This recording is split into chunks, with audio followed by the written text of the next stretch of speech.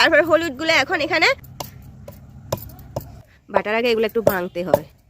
এভাবে হালকা পানি দিলে এমনি তিন বাটা দিয়েছি এটা। আসসালামু আলাইকুম। আজকে সকাল সকাল ফাটা নিয়ে বসে আছি, দেখছেন কি করব বলেন তো।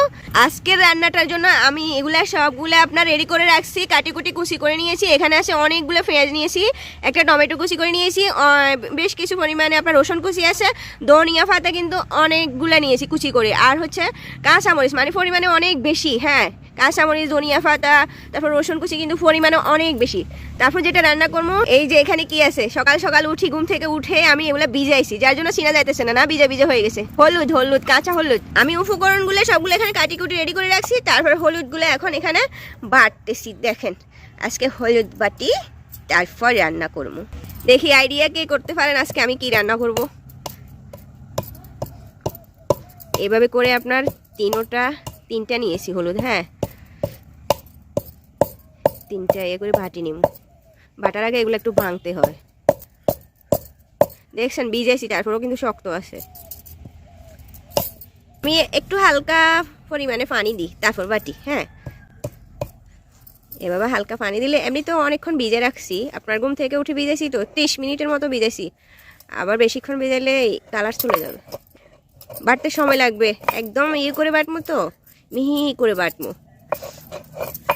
আজকে আমাদের শরীরের জন্য অনেক উপকারী একটি রান্না করবো এই হলুদ বাটা দিয়ে। আর একটুখানি বাকি আছে, 2-3 বাটা দিয়েছি, এটা সহ 4 বাটা হচ্ছে। একদম মিহি করে বাটতেছি হলুদটা, ঠিক আছে। আর এখানে আমার মুরগি রান্না আছে, কি রান্না করব আজকে দেখবেন। আমার বাটা কমপ্লিট হয়ে গেছে। হলুদ বাটতে বাটতে আজকে আমার হাতটাও হলুদ হয়ে গেছে না, একদম হাত এটা অনেকদিন পর্যন্ত আপনার হলুদ থাকবে। হলুদ বাটলে আমি এরকমই হাত হলুদ হয়ে যায়। আমি প্রায় আপনার বাজার থেকে 2-3টা করে হলুদ কিনি, বুঝছেন, এই তরকারিটা রান্না করার জন্য। আর এভাবে বাটি এটা রান্না করি। আমার কাছে এমনিতে গরম ভাতের সাথে না অনেক মজা হয়, বুঝছেন। তো আমার বাটা শেষ হয়ে গেছে। এই যে আমার সব কিছু রেডি। এবার হচ্ছে আপনার চুলায় আগুন দিয়ে দিই। এই হচ্ছে আমার লাড়কি নিয়ে আসছি, আজকে খড়কুটা দিয়ে রান্না করবো। হ্যাঁ, এই দেখছেন আমার হাত কিরকম হলুদ হয়ে গেছে। কড়াই গরম হয়ে গেছে, আমি তেলটা দিয়ে দিই। হলুদ ভাজি কার কার পছন্দের বলেন তো। আমার না সেই পছন্দের, এটা কিন্তু শরীরের জন্য অনেক অনেক উপকার। হ্যাঁ, আমি প্রায় এটা ভাজি করে করে এভাবে খাই।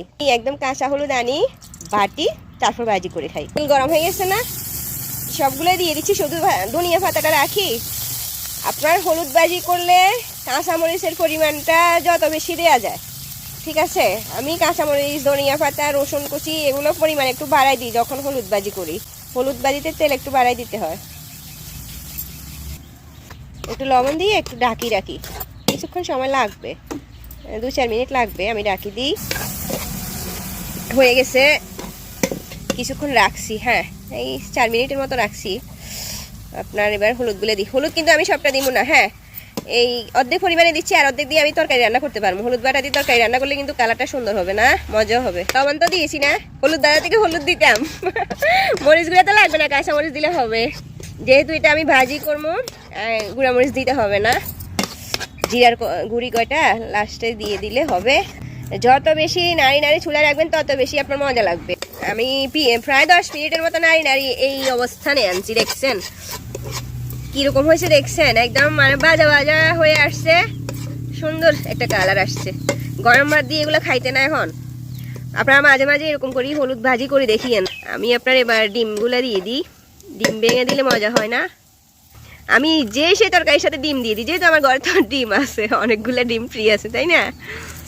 ডিম আপনার না দিলেও হয়, আমার আছে এজন্য দিচ্ছি আর কি। এই দেখছেন 3টা দিয়েছি, আরেকটা দিই। হ্যাঁ, অনেক মজা হবে কিন্তু। আরাম করে খাইতে হলে একটু বাটাবাটি তো করতে হবে নাকি। আমি আপনার এমনি গুঁড়ি দিয়েও, হলুদের গুঁড়িও ভাজি করতে পারতাম, কিন্তু আমার কাছে মনে হয়েছে যেন মানে বাটি করলে, ভাজি করলে ওগুলো বেশি মজা হয়।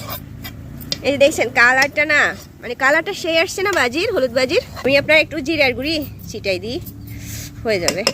একটু গ্রাম লাগে আর কি, না দিলেও হয়। হয়ে গেছে আমার, ধনিয়া পাতাগুলো দিয়ে দিচ্ছি। এবার অনেকটা লবণীয় লাগতেছে না, ওইগুলো এবার ছিটাই দিই। কি সুন্দর একটা কালার আসছে না। আজকে সব ধনিয়া পাতা আমার হলুদ ভাজিতে দিয়ে দিচ্ছি, একটু বাড়াই দিতে হয়। হ্যাঁ, হলুদ ভাজিতে ধনিয়া পাতা আমি বাড়াই দিই। আপনারা দেখেন এরকম করে একদিন, হ্যাঁ শুধুমাত্র একদিন একটু ভাজি করে খাইয়েন, গরম ভাত দিয়ে খেয়ে দেখিন কেমন লাগে। সেই হবে না? কি সুন্দর, মানে তার সাথে একটা গ্রানও আসছে সুন্দর, মানে যে কেউ দেখবে খাইতে ইচ্ছে করবে, বলবে যে এইটা তো অনেক মজা হবে। ঠিক আছে, ভালো থাকবেন সবাই। আমি এখন রোদে বসে বসে খাবারটা খাই, হ্যাঁ রোদে বসে বসে খাবারটা খাই। সবাই ভালো থাকবেন, আল্লাহ হাফেজ।